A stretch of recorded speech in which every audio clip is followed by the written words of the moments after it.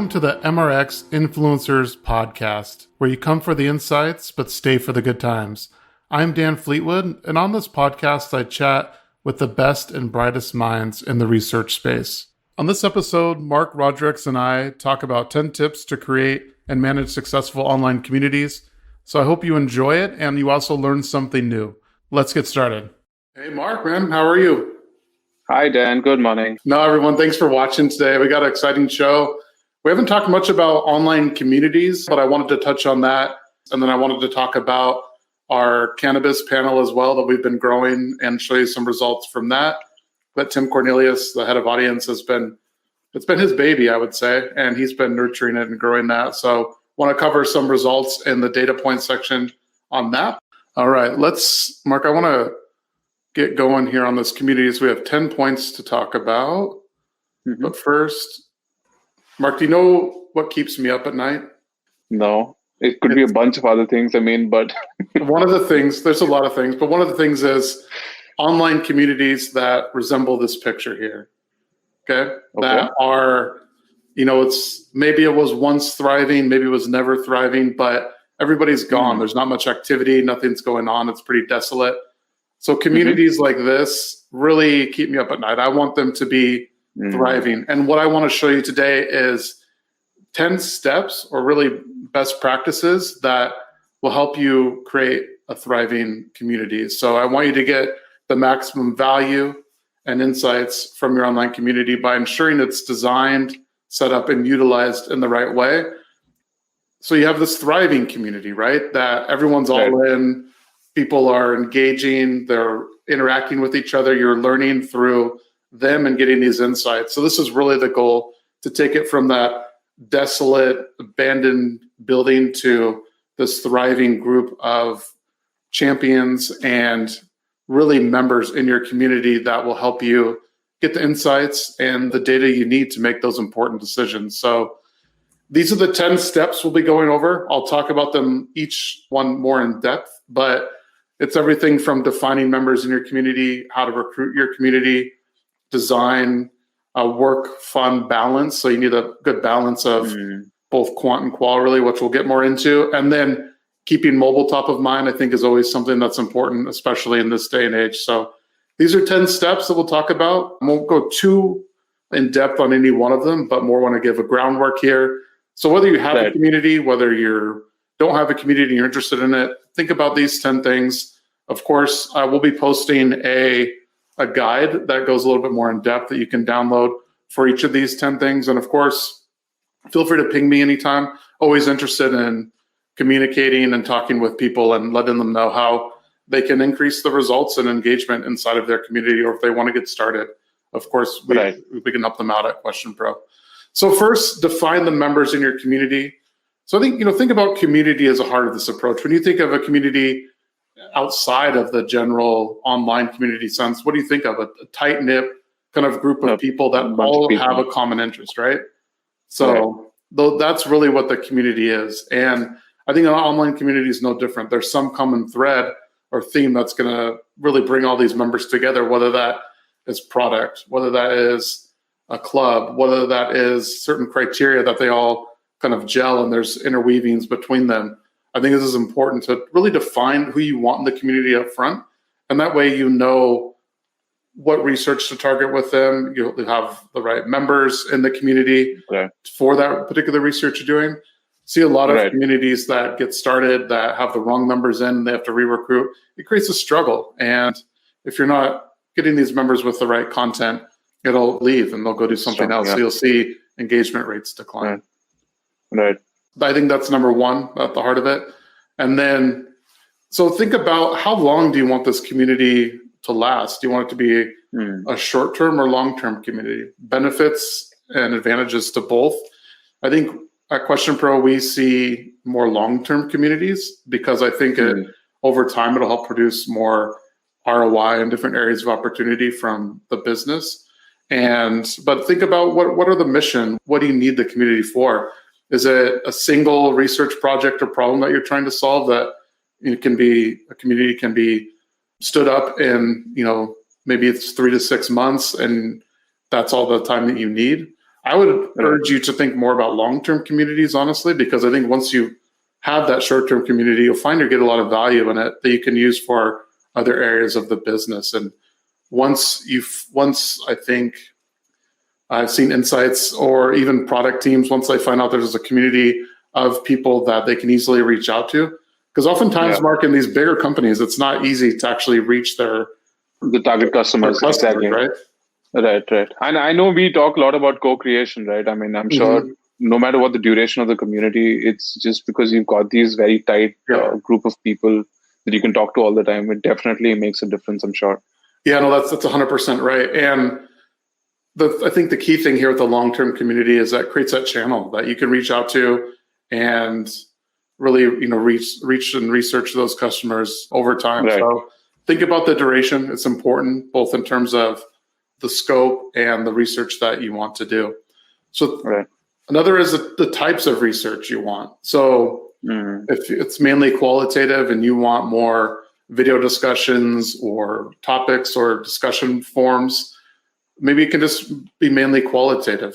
If you want more quantitative, survey, panel focus, I think the key is really a mix of both. So we'll talk a little bit more about this and, keep it fun, but a mix really helps out with engagement inside of communities because it's not just survey after survey, but it's also qualitative. So I think some of the best communities that we see have this mix of qualitative and quantitative, or if it's strictly quantitative, they're making it fun in different ways by including some more qualitative question types in those surveys. So there's different ways you can go about it, but think about the types of research that you want to do inside of the community. And I think a mix is definitely the key and the way to go. Do you have like a percentage mix that you've generally seen, Dan, between how people use communities, like with a majority of focus on qual or quant, or do you think it's evenly balanced depending on I think it depends. I think it's probably somewhat evenly balanced. Maybe quant wins out a little bit more there, but I think it really depends on the different types of research that you want to do. I say quantitative because I know inside of QuestionPro we have, good filtering capabilities, good profiling capabilities, and then also we have this research grade survey platform that you can easily send out to your community. So, but there's still great qualitative features like video discussions. And Mark, one thing that's interesting is over the past year, I would say there's been this shift to qualitative because of the pandemic, right? And a lot of researchers maybe were reluctant to try it, have been maybe forced is the right word to try it out because they didn't have another means to have the discussions or the focus groups and things like that. So I would say that it's... And actually that brings me back to the second, I don't know if it was second ever live we did with Adano when we were just building out video focus groups and we spoke about it. I mean, I'm sure you've seen a lot of adoption since then, right? I mean, we're about 11 months later and it must have been skyrocketing. Yeah, a ton of adoption for sure. Yeah, it's been amazing to see the growth of that. And then, recruiting to your community, think about how you're going to get those members in. There's many different avenues to do it. If you have a list of customers, I think that's gold. You've already probably reached out to them at some point. They're your customer. You can screen them, recruit them into your community. Those are going to be some of the best, I think. There's also... We can help you recruit to a community via online samples. So if you know your target audience, we can help you find them and get them into your community. And then there's other channels that you can use, some of which are largely free, I would say, through websites, social media. All depends on the following and the engagement that you get, the reach that you have on those different platforms. But there are other ways besides customer lists and essentially using online sample to recruit to your community. I've seen even Facebook ads work well. Maybe it's different channel partners that you have that can help recruit. But websites, even website intercepts, social media are great recruiting channels because, again, largely free. You're not doing anything more to get traffic. It's already there. So you might as well utilize those sources as well. And there's always screening, right? You can qualify them before they even join the community. So it's not a concern at all there. So think about that. Recruiting is definitely a key point. And also, before we get onto the size of your community, recruiting is a key point to think about because depending on the method you're using, it can either increase or decrease your budget. So it's right. important from a economical standpoint as well. Okay. So the size of your community, this is very, very important, because if your community is going to be mainly quantitative and you're sending out a lot of surveys, you need a larger community. So it's not the same people taking that survey. And so you can get the response rates that you need, especially if you have different segments inside of that community as well, and different segments that you need to reach in terms of your customer base. So consider the type of research you're doing. If it's qualitative, maybe you can get away with smaller communities. And we have some communities that are 250 to 500 members, and all they do is mainly qualitative work, and that's enough for them. They have some of their VIP customers in there, and they want to just hear from them. Smaller sort of mix.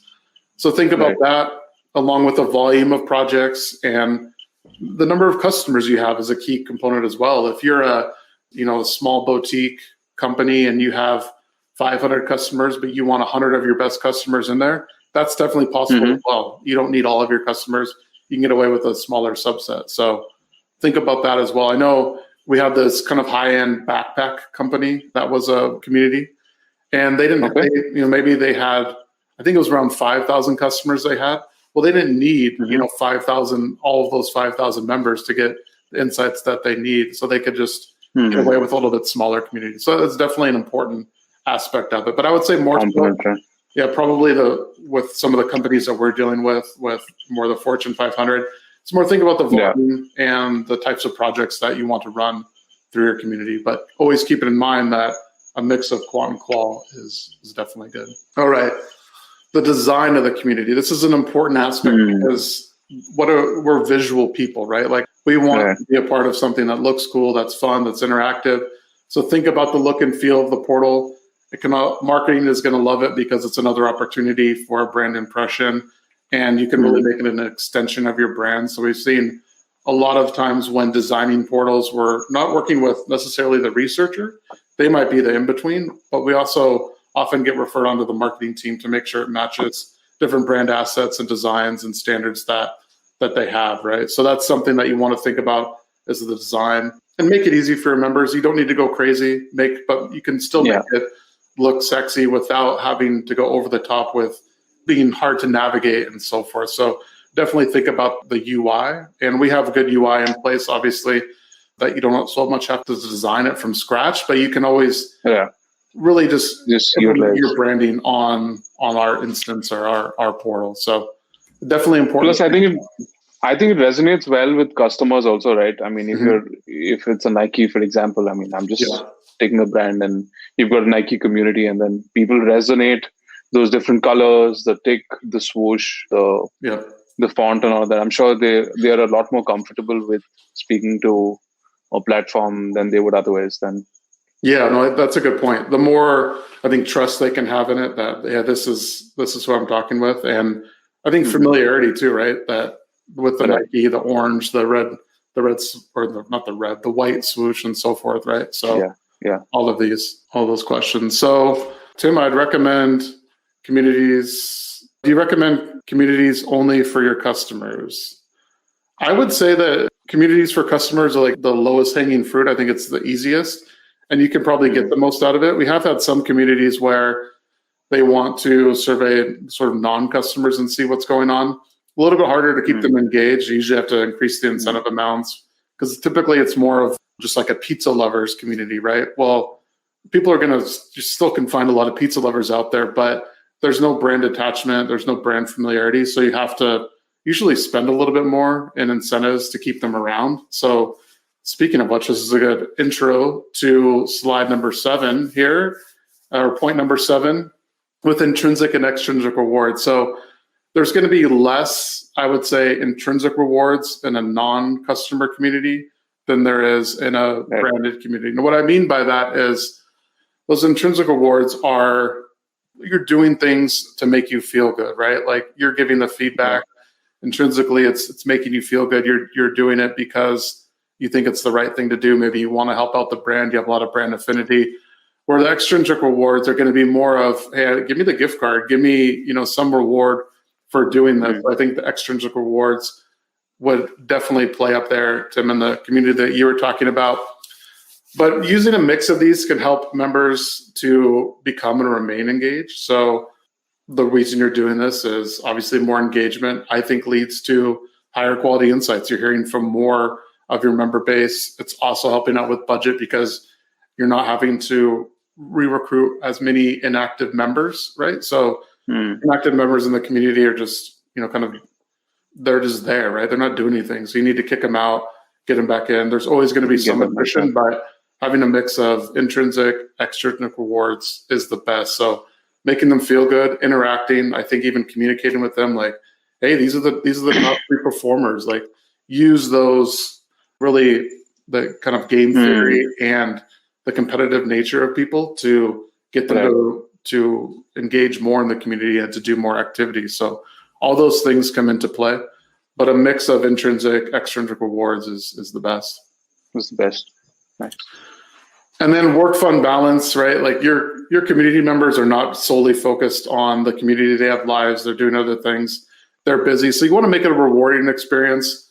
Obviously, the tangible, extrinsic, and intrinsic rewards help out with that. But you want to make the activities fun and exciting. Don't just hit them with survey after survey. Maybe mix in a few fun activities that, maybe they have a little bit to do with your product, but maybe they're more fun, more creative. Can be based around different holidays and so forth, and variety. Make sure that it's fun and there's a good mix of those activities inside of the community. So manage your members. So this is a key component that I think often gets lost in the shuffle. Sometimes it's, if you build it, they will come, which is true, but you need to manage it, right? So you have to bring the community to life with engagement, the health of your community, managing these different aspects. We talked about a little bit about making sure that members are active. If they're inactive, ask them if they still want to be a member. If they don't, oftentimes that prompt can get them to either re-engage or say they don't want to be a member, which is absolutely fine. Then you can get new members in that want to participate in a thriving community. And really what we've seen is that when you have a dedicated community manager, it's an integral part of the process. They're managing the community, they're monitoring for health, they're interacting with members to get engagement up. They're keeping track of all these things. If you think about in a community outside, right, of an online context, there's always someone managing that community, whether it's, if you're at an HOA, there's always this, HOA committee, right, that manages the community. Yeah. Think about it in the same members way and where, there's you need someone managing it and keeping charge and track. And also the community manager is a good gatekeeper for the community of saying, these are the kind of projects we can do. This is what we can't do, so that it doesn't get bombarded with requests and then just kind of churn through, really useless projects perhaps, or many projects to where it kind of burdens the community. They can manage that aspect of it as well. The cadence also of the projects. True. Exactly. Yep. And then finally, keep mobile top of mind. Smartphone adoption in the US is only continuing to rise. I think last summer, 77% of the US now went in a smartphone. It's probably a little bit higher now since I created this slide, but that's still the average, 77 to 80%. Mobile first approaches and continuing to embrace mobile is definitely a smart choice.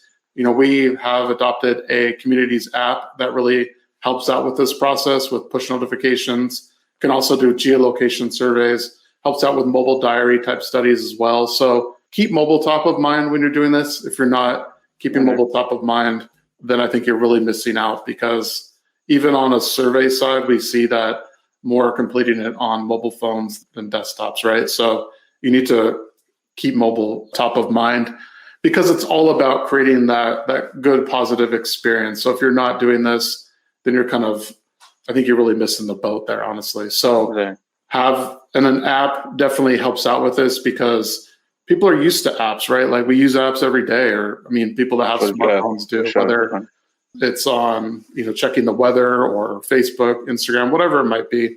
So they're familiar with it. So they can have an app on their phone that takes them directly to your community. That is really that form factor as well. It's created for the mobile environment. So, but also we have a lot of members accessing it on a mobile browser as well, which is totally fine. That's something that we take into account when we're developing, is how does this look on a mobile browser and also a PC, or laptop, whatever it might be, and keeping those things in mind as well. So, Mark, those are the 10 steps to keep in mind. All right, Mark, I mentioned that we've been doing this kind of cannabis panel, and Tim has been working on growing this. So what we've been doing is cannabis panel, not only obviously cannabis users, but also people that work at the different cannabis locations as well that sell it. So we have let me share my screen here, go over some different results here for the data points section. So we have this bud tender panel in Canada and North America. So the bud tenders are the people that work at the shops that recommend different products and brands and so forth. So we have this panel that's being widely adopted, I would say, but we're keeping it to a really tight-knit group of suppliers and users because we don't want this to be abused. But it is a great panel, and I wanted to highlight some of the results here that we have in some of these different data points, and also things that you can get from our panel. Obviously, this is just a kind of a teaser, but we have specific questions by brands, producers, and so forth from this. Even researchers as well are using the bud tender panel. This is in Canada, so these results are there. So obviously, what is your title? Bud tender. Please rank your top 3 favorite LPs in your local province, so we can get things like this. So the average rank here is Peace Naturals product, Weed MD, Zenobus, and so forth. So you can see the average rank here of all of these, which is something that obviously you can get. Just wanted to show sort of the depth of the panel here. And then when speaking with customers, so again, this is the bud tenders we're talking about here. When speaking to a customer, what is the top brand? So the top brand they're recommending here is Thrid. So these are some of the insights that you can get. Obviously, you can send us your survey, or we can help develop the survey. We can use this panel, send it out, and then you can get results like this that we can send you. Obviously, we can do full service results as well with the reporting, the presentation, and so forth. But if you want to use the cannabis panel, feel free to contact us. We can definitely help you out with some of these insights. But you can see of these 250 bud tenders, the top brand they recommend is Thrid, followed by Top Leaf. So those are some. And then when speaking to a customer, this is the others. So there's some others that they recommended. And then do you recommend to your customers by brand or by product? So by brand, it looks like a little bit more by product, but brand is also a key component as well. And then do you wish customers didn't have to interact with you to get their products? So most people said no, they don't wish that. So they want to interact with their customers, that's interesting. Which is a good thing, yeah. Should marijuana be legal in the United States? Obviously, 77% said yes. So that is some of the data points I wanted to go over and highlight the cannabis panel that we have. So again, if you want to use that, you want to run some surveys through it, get some data, reach out to us. We can definitely help you with that as well. So something exciting that we're starting, really from a demand standpoint, we see it as a key component in moving forward. So for research, yeah, feel free to reach out to us. You can also reach out to Tim Cornelius directly if you have any questions about it. Again, this is kind of his baby, and he's really spearheading this operation. So he's nurturing and growing it. Yeah, he's been growing it. Yeah, right. Yeah, no pun intended. So anyway, if you want to use it, reach out. So I think, Mark, that can probably wrap up the show today. Anything else that you wanted to cover? No, I think we're good for today. Next week, we've got some exciting stuff coming up. So keep an eye out. Yeah, keep an eye out. We'll see you next Friday. Next week. Thanks, everyone, for joining, and we'll see y'all next week. Bye-bye. Thanks so much for listening to the MRX Influencers podcast. If you want more information about QuestionPro, go to QuestionPro.com. If you want to follow me, feel free to do so on LinkedIn or Twitter. Until next time, we'll see you later.